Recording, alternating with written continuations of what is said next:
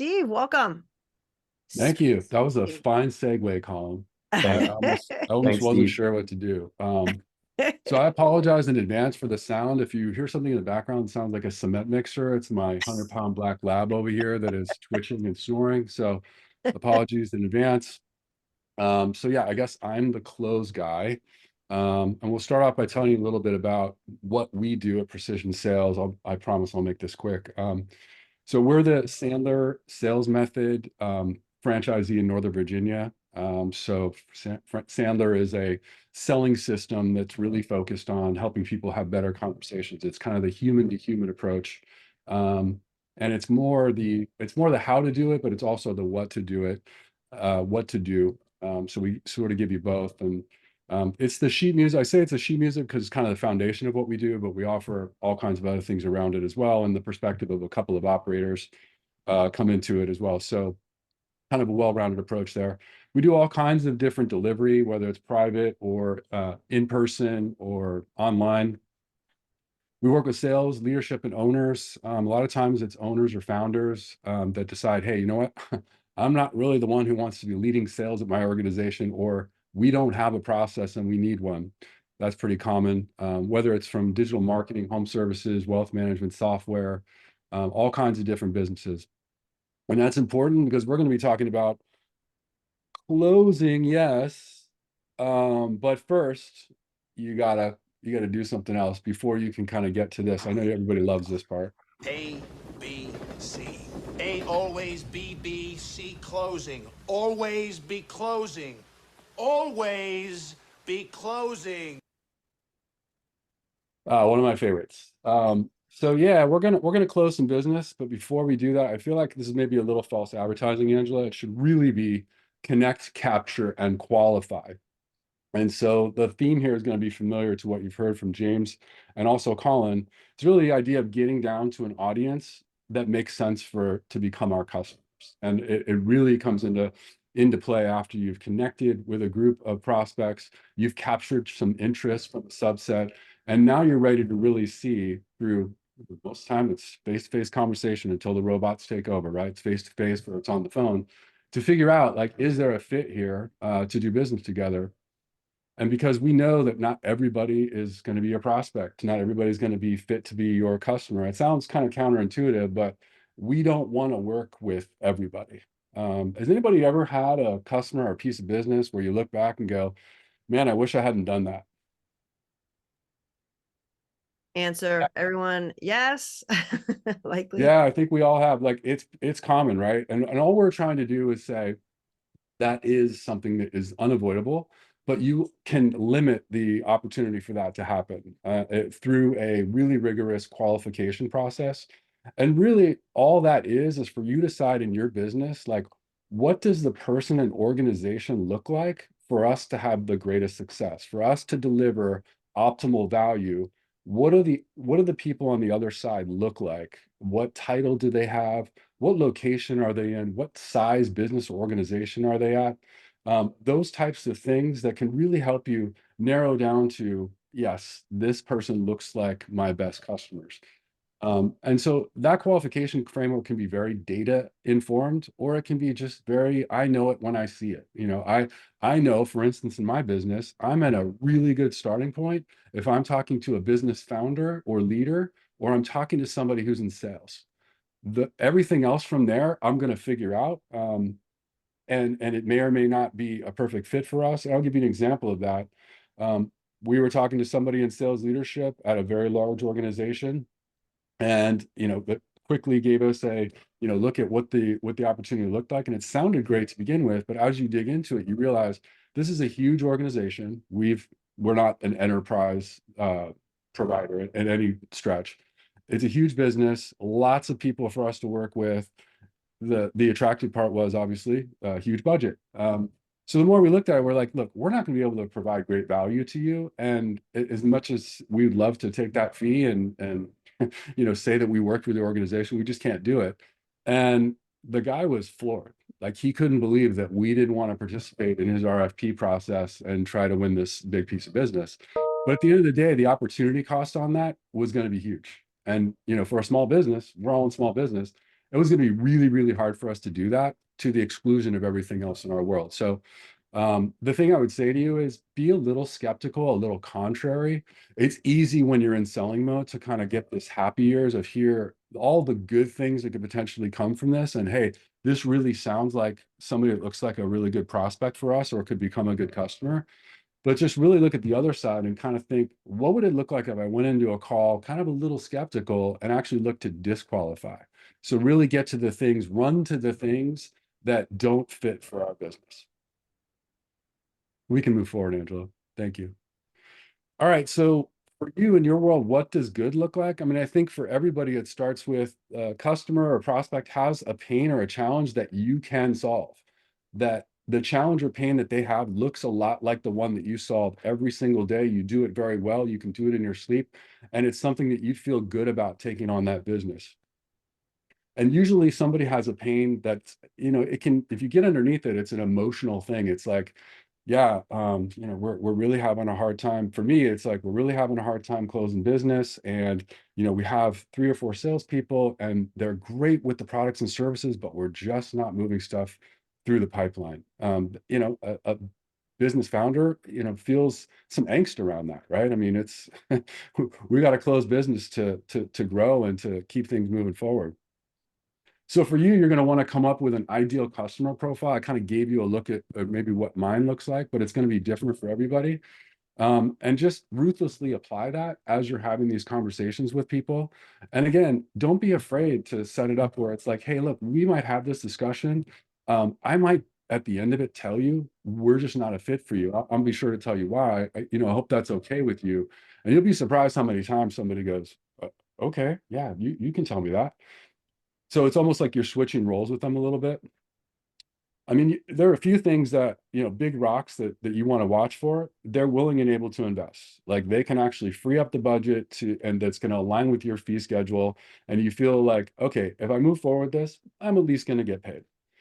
It's a priority to solve, and they're actually going to do something. It's not going to be one of these, in our business, a lot of it is they want to improve, they want to make changes, but maybe it's not a priority right now. It becomes one down the road, but if it's not something they're looking to solve in kind of the near term, you don't want to get all the way down the road with somebody. Everything's a fit. You check all the boxes. It's going to be a great project. And then you find out they don't want to get started for 6 months. And you're like, how did I miss that to begin with, right? So you just want to make sure you're getting all this out on the table as you're having these initial conversations. Because if the decision time frame doesn't fit, that's just as bad as, hey, I don't have the budget. Next slide. All right, you've done this qualification. You feel good about the prospect. You're there. You've got them at this point. They're raising their hand and saying yes. Now you're ready to feel like this. I need to feel you, Jerry. Show me the money, Jerry. You better yell. Show me the money.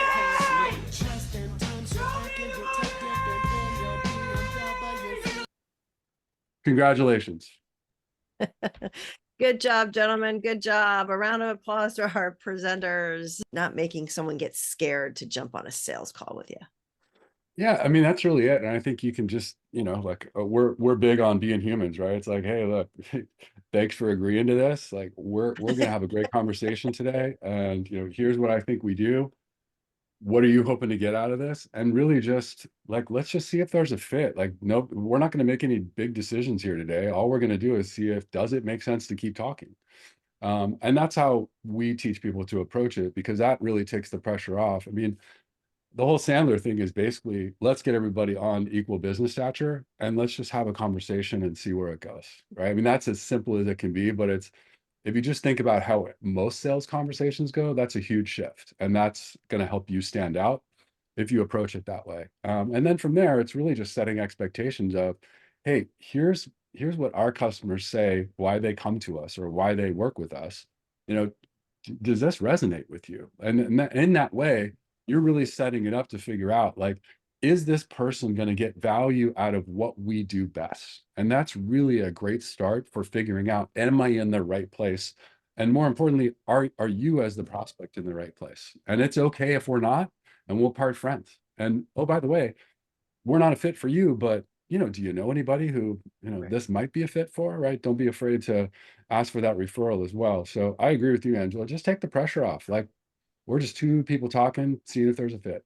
Have you found a good way to either in terms of number of follow-ups or another call to really close the business or your method in terms of like, okay, we really want to work with you. Let's get this signed and underway.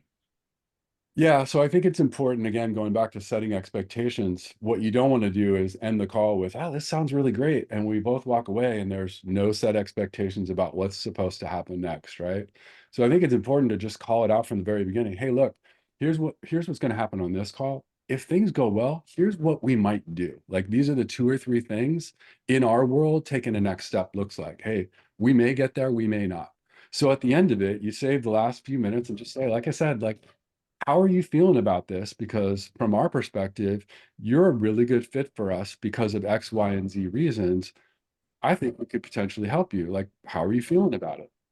Scale of 1 to 10, or, is this something you could see yourself, doing sooner rather than later, and figuring out the time frame. And then it's like, okay, so I told you, here's kind of the next step in our world. Like, are you open to this particular next step? Because I think that's the one we should do first. How does that sound? Okay, great. Can we put it on the schedule for the end of the week? And in that way, you're not doing anything that you haven't told them that you're going to do, right? And you're getting their buy-in at every step of the way. It's not, okay, great, let's do this next call, when you haven't really checked in with them to see, like, are we tracking? Like, are we on the same?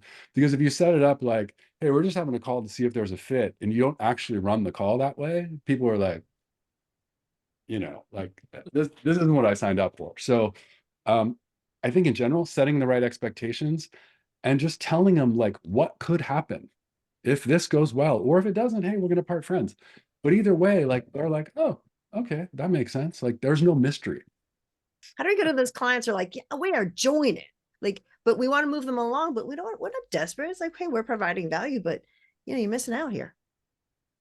Yeah, I think there's 2 things. One is preventing it from happening in the first place, and the Yeah. second thing is, okay, I'm in this situation of getting ghosted. How do I solve that potentially? So the first one is, again, part of setting the expectations. My partner Nima does this genius thing where, at the end of the call, he says, hey, I gotta ask you a question. You ever heard of ghosting? And people laugh. They go, yeah. Do you like that? No, it sucks, right? Like, let's just agree, like, if for whatever reason this doesn't work out, that's fine. Just let me know. Like, that's all I ask. Yeah. And he does it in such a way, again, it's how you do it, not necessarily what you say.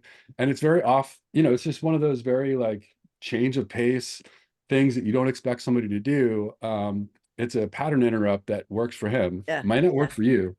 But if you find yourself, you've already been ghosted and there's really no way to kind of reverse that, right? There's a couple of things you can do. One is the voicemail that I like to do, which is something to the effect of, hey, it's Steve at Precision Sales Consulting.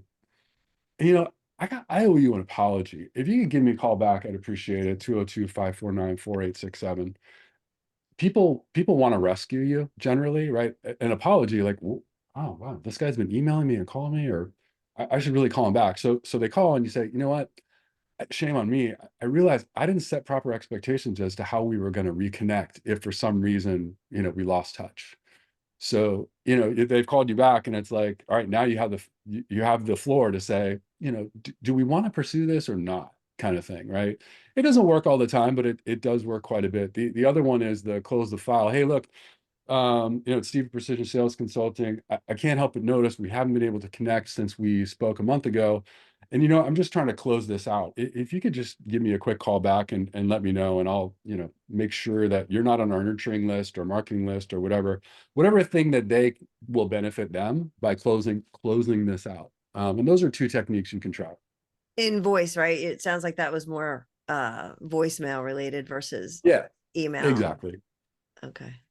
You can do it. I mean, you can adapt it to Yeah. email too, but I'm telling you, in this day and age, there's so much email out there and there's so much texting. It's like people almost don't think you're going to leave a voicemail. And then they're like, wow, this guy really left a voicemail. And if it's good, if it's compelling, it stands out because nobody does it anymore.